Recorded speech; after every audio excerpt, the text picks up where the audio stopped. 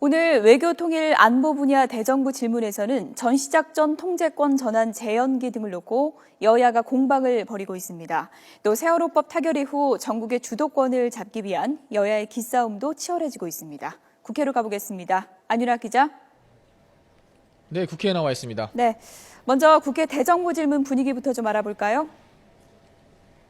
네, 여야가 가장 날카롭게 대립한 부분은 역시 전작권 재연기 결정에 대한 것이었습니다. 먼저 새누리당은 북핵 위협에 대응하기 위한 불가피한 결정이었으며 독자 방위력을 갖추도록 국방 예산을 늘려야 한다고 주장했습니다.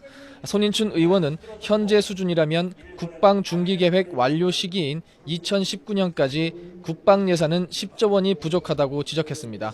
질의 내용 잠시 들어보시겠습니다.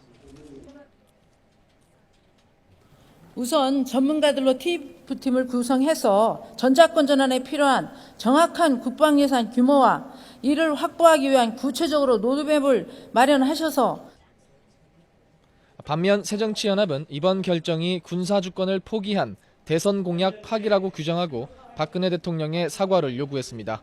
우리 군이 북한의 각종 도발 시 즉각 대응하려면 전작권을 우리가 갖고 있어야 한다는 논리입니다. 박병석 의원의 발언 들어보시겠습니다. 어떻게 경제력이 40배, 국방비가 30배인데 또다시 작전거를 회수하지 못하는 것을 국민에게 납득시키지 않고 어떻게 넘어갈 수 있겠습니까? 여야는 5.24 대북 제재 조치에 대해서도 뚜렷한 입장차를 보였습니다. 새누리당은 북한의 태도 변화가 전제돼야 한다는 입장을 보였고 새정치연합은 5.24 조치를 해제해야 남북관계가 풀린다며 정부의 전향적 자세를 촉구했습니다. 지난주에 진통 끝에 세월호 3법이 타결이 됐는데요. 이후에 전국에서는 어떤 부분들이 현안이 되고 있습니까? 네, 세월호 관련 법들이 타결되면서 그동안 산적해 있던 현안들이 한꺼번에 쏟아지는 모습입니다. 하지만 여야가 각각 우선 처리를 하자며 강조하고 있는 부분들이 달라 앞으로 첨예한 논쟁이 예상됩니다. 새누리당은 새해 예산안과 공무원 연금 개혁안 처리에 집중하고 있습니다. 이완구 원내대표는 예산안 늑장 처리는 우리 국회의 대표적 적폐 중의 적폐라며 이번에는 법정 기한인 12월 2일 정상 처리되기를 바란다고 밝혔고 공무원 연금 개혁과 관련해서는 김무성 대표가 연금 개혁에 동참해 줄 것을 호소했는데요. 회의 발언 들어보시겠습니다. 지금의 고통 분담이 미래 세대를 위한 황금 저축이라고 생각해 주시기 바랍니다.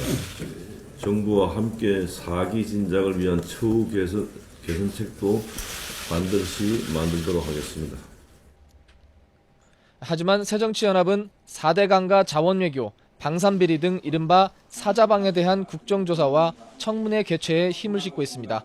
또 개헌의 불씨를 꺼뜨리지 말아야 한다며 연내 개헌특위 구성을 제안하기도 했는데요. 문희상 비대위원장의 발언 잠시 들어보시겠습니다. 이번 골드타임을 놓치면 낡은 권력구조 개편을 위한 개헌이 영영 어려워질 수 있기 때문입니다. 빠른 시일 내에 김무성 새누리당 대표께서 화답을 해주실 것을 기대합니다. 여야가 서로 다른 이슈를 제기하면서 향후 전국의 주도권을 잡기 위한 기싸움을 당분간 치열하게 펼쳐질 것으로 보입니다. 지금까지 국회에서 YTN 안윤학입니다.